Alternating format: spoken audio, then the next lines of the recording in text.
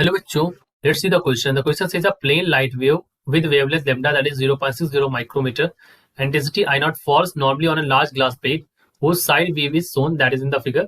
At what height h of the lens will the intensity of light at points located directly below be minimum. ठीक है, तो हमें ये बताना है. चलिए करते हैं इसको सॉल्व. अब इस क्वेश्चन को सॉल्व करने के लिए यहाँ पर जो हमारा की कॉन्सेप्ट हो जाएगा, दैट की concept we will be using over here, वो हमारा होगा कि यहाँ पर हम यूज करेंगे फेज फैक्टर यानी कि फेज डिफरेंस. तो हम यूज करते हैं की कॉन्सेप्ट. तो देखिए, गिवन कंडीशन के अकॉर्डिंग ही हमारा फेज यहाँ पर की कॉन्सेप्ट भी यूज होगा. जैसी कंडीशन दे रखी उसी के अकॉर्डिंग की कॉन्सेप्ट यहाँ पर यूज करेगा. तो यहाँ पर की कॉन्सेप्ट क्या हो जाएगा, फेज डिफरेंस बराबर यानी डेल कर मैं दिखाऊं, del is equal to del या फाइव से represent 2 pi by lambda into path difference होता है. फेज डिफरेंस बराबर 2 pi by lambda into path difference. ठीक है, ऐसे आप लिख लीजिए. तो एक तो ये भी हमारा यहाँ पर की कॉन्सेप्ट यूज होगा. ठीक है, ये हमारा यहाँ पर की कॉन्सेप्ट यूज होगा.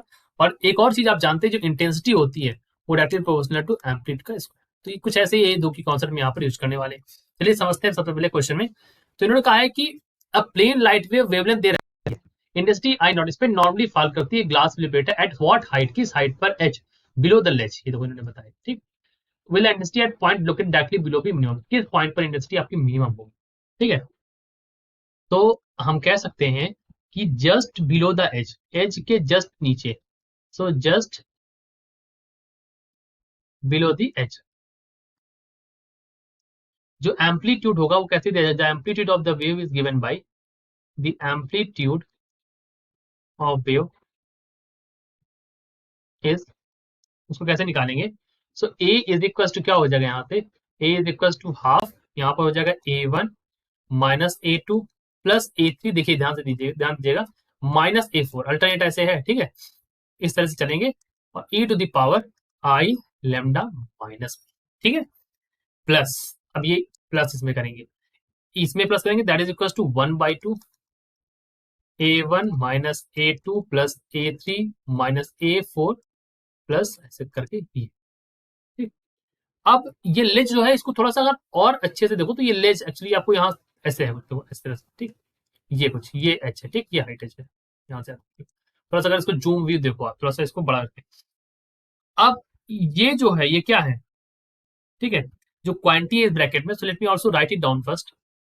अब देखिए यहाँ पर the quantity in the brackets, okay, is the contribution of various Fresnel zone. यहाँ पर जो ब्रैकेट में लिखा है ये किसके कारण आ रहा है, यहाँ पर डिफरेंट फ्रेस्नेल जोन यहाँ पर बन रही है. The factor 1/2 is to take account of the division of plate into two parts by the लेज.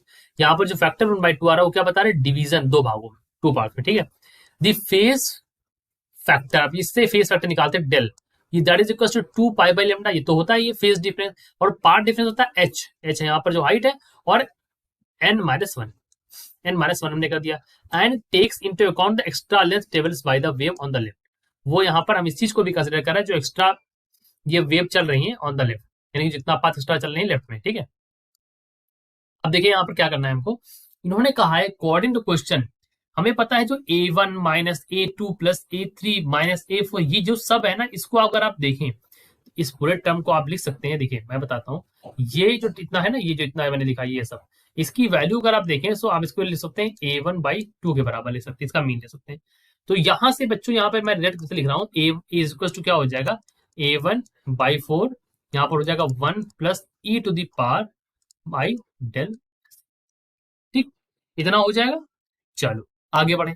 अब हमें इंटेंसिटी को भी चेक करना है, तो हम लिख सकते हैं द करेस्पॉन्डिंग, क्योंकि इंटेंसिटी की बात करनी है, so the corresponding intensity will be, यहाँ पे इंटेंसिटी यहाँ पर एस लिखा हुआ है, करेस्पॉन्डिंग इंटेंसिटी वो वैल्यू क्या हो जाएगी, इंटेंसिटी की वैल्यू यहाँ पर जो आ जाएगी, that is equal to I is equal to I naught 1 plus cos del by 2, क्योंकि हमें पता है जो I naught is directly proportional to A1/2 का होल स्क्वायर. ये मैंने बताया आपको कि कॉन्सेप्ट में इंटेंसिटी एम्पलीट्यूड के स्क्वायर के, तो इस तरह से एम्पलीट्यूड यहाँ पर A1/2 था तो इसके डायरेक्टली प्रोपोर्शनल हो गई. अब इन्होंने कहा है इंटेंसिटी भी मिनिमम, मिनिमम बताना इंटेंसिटी कब होगी. सो इंटेंसिटी मिनिमम करते हैं, तो ये मिनिमम कब होगा, ये इंटेंसिटी मिनिमम कब होगी, अगर आप ध्यान से देखें बच्चों यहाँ पर, सो इसको मिनिमम बनाना है, तो इसको मिनिमम बनाने के लिए हमारे पास क्या कंडीशन होगी, तो देख लीजिए cos del is equals to -1 हो जाए और ये पूरा 0 हो जाएगा। इसको माइनस बनाने के लिए डेल की वैल्यू क्या होनी चाहिए, 2k+1 पाई। तो इस तरह से अगर आप h की वैल्यू लिखेंगे तो h की वैल्यू यहां से आ जाएगी 2k+1, ये हो जाएगा लेमडा बाई 2n-1। ठीक है, इस तरह से लेमडा बाई 2n-1। यहां पर k की जो वैल्यूज मैं ले रहा हूं दैट इज इक्वल टू 0, 1, 2। अब आपको पता है n की वैल्यू जो मैं ले रहा हूं, यहाँ पर ग्लास है तो ग्लास के लिए रिफ्रैक्टिव इंडेक्स की वैल्यू क्या होती है, 1.5 होती है। लेमडा की वैल्यू आपको क्वेश्चन में दे रखी है 0.60 माइक्रोमीटर। इन दोनों वैल्यूज को अगर आप यूज करें तो h की वैल्यू आपको यहां से मिलने वाली है 0.60 और यहाँ पर हो जाएगा 2k+1। यही आपको यहाँ पर हाइट मिलेगी, यानी यही वहां पर मिनिमम हाइट होगी जहां पर इंटेंसिटी मिनिमम होगी। ठीक है, this is the height of the ledge eight which intensity will be minimum. ठीक है, यही हमारा यहाँ पर हो जाएगा जहां पर इंटेंसिटी क्या हो जाएगी, मिनिमम हो जाएगी। This is our answer. I hope you understood it well. Best of luck.